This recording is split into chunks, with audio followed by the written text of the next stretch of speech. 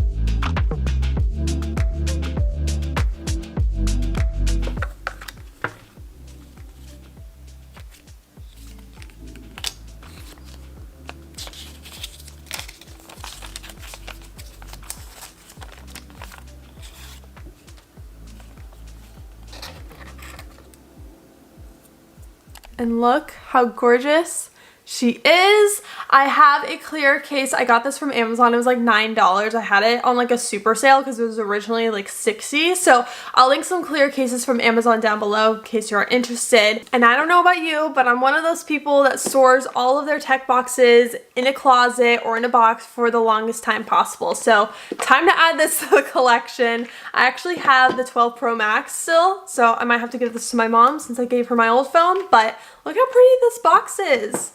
And this one too.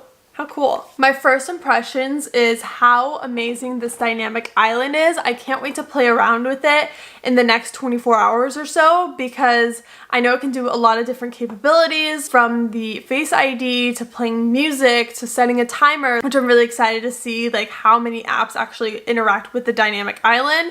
Another thing, it's super speedy.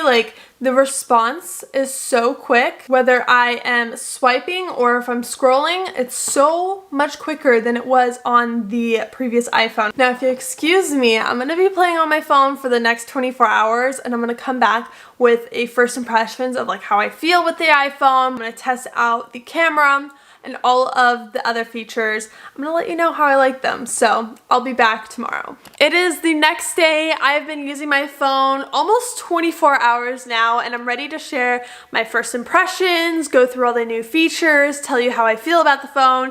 Is it worth it? So let's get right on into it. So the first thing that I noticed right off the bat was it was very speedy whenever I would scroll or swipe or just do anything on my phone. I don't know if that's because of the new A16 chip, but it's really fast, and it took me a little bit to get used to how fast it would respond to things. The next thing is the dynamic island, and it's about time that Apple had some kind of revolutionary cosmetic feature. I feel like the 13 didn't really have anything. That's why I didn't really upgrade to that. But the dynamic island, it's caused up a lot of controversy. I've heard that it's really easy to tell where the sensor and the camera is and what is the cosmetic design on the screen to make it look like the dynamic island. For me personally, I use dark mode in every single app that I use, so I don't really notice that difference. It actually kind of blends in with the design on the dark modes for these different apps. So I personally don't really notice a difference. Now, if I held it up in the sunlight, I could definitely see the sensor in the camera, but I feel like that's like a given. Like, of course it's gonna be there. It's not gonna be invisible when the phone is off. So for me personally, I didn't notice like a big old difference. I didn't think it looked tacky or anything. Like when I have my phone on right now and I'm just looking at it, I can maybe see the camera, but everything else looks pretty much invisible. So it's been fun to kind of play around and go on Spotify and set a timer and be on a phone call and stuff and see how the dynamic island works. That's my personal favorite feature and one of the big reasons why I upgraded to this phone. Now, another reason why I upgraded this phone was the camera. The camera quality is so good. Coming from a 12 Pro to a 14, this is a major difference. I can definitely see the crispiness and the colors and the brightness and all of the differences on this phone. On the video mode, you can go up to 9x zoom, and on photo, you can go to 15x zoom, and let me tell you, it gets really, really up close and really detailed. But that's a big reason why I got it. I take photos, I take videos, I vlog a lot on my iPhone, so it's really cool to have an upgraded phone. I feel like the 12 Pro, it was like great already. This was just a huge step up. So I really enjoyed, again, playing around with it. I was literally in my bedroom, like zooming into things and like zooming out and just testing out the overall camera.